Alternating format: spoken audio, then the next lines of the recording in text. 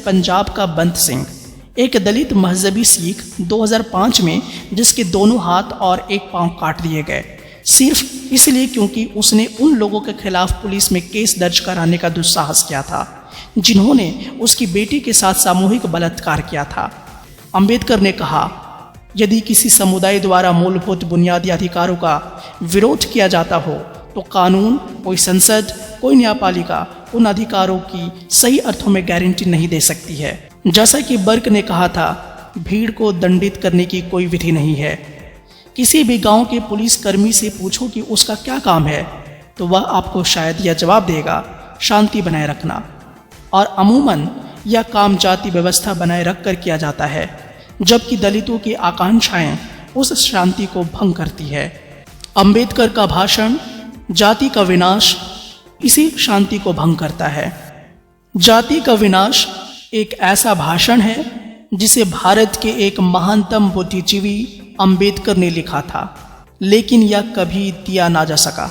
जाति का विनाश के प्रकाशित होने के तुरंत बाद विश्व में सबसे ज्यादा सुविख्यात भारतीय मोहनदास करमचंद गांधी ने इस पर आपत्ति जताई। इसके उपरांत दोनों के बीच इस मुद्दे पर एक गंभीर सार्वजनिक बहस शुरू हुई, जो संभवतः भारत में अपने समय के साथ साथ आज के समय तक सबसे अहम मुद्दा है।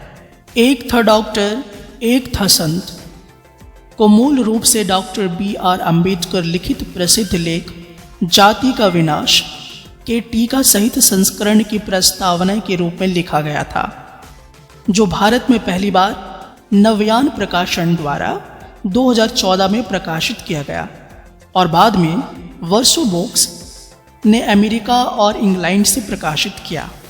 राष्ट्रीय अपराध रिकॉर्ड ब्यूरो के अनुसार प्रति 16 मिनट में एक दलित के विरुद्ध किसी गैर दलित द्वारा अपराध किया जाता है। प्रतिदिन 4 से अधिक अछूत महिलाओं का गैर अछूत द्वारा बलात्कार किया जाता है। प्रत्येक सप्ताह 13 दलितों की हत्या होती है और 6 दलितों का अपहरण होता है।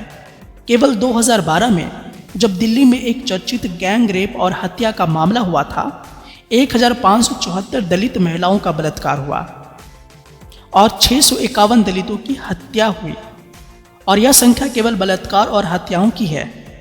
इसमें नंगा करके बाजार में घुमाना, जबरदस्ती मानव मल खिलाना, भूमि पर कब्जा करना, सामाजिक बहिष्कार, पेयजल के स्रोतों पर पाबंदी शामिल नहीं है। वर्तमान भारत में असमानता को समझने और उससे निपटने के लिए हमें राजनीतिक विकास और मोहनदास करमचंद गांधी के प्रभाव दोनों का ही परीक्षण करना होगा। सोचना होगा कि क्यों भीमराव अंबेडकर द्वारा गांधी की लगभग दैवी छवि को दी गई प्रभुत्व चुनौती को भारत के कुलीन वर्ग द्वारा दबा दिया गया। न्याय के लिए अंबेडकर की लड़ाई जाति को सुदृढ़ करने वाली नीतियों के पक्ष में व्यवस्थित रूप से दरकिनार कर दी गई, जिसका परिणाम है वर्तमान भारतीय राष्ट्र, जो आज ब्रिटिश शासन से स्वतंत्र है, विश्व स्तर पर शक्तिशाली है, लेकिन आज भी जो जाति व्यवस्था में आकंठ डूबा हुआ है। एक था डॉक्टर, एक था संत वर्तमान के साथ साथ अतीत के चश्मे से भारत में जाति के प्रचलन के प्रश्न पर विचार करता है।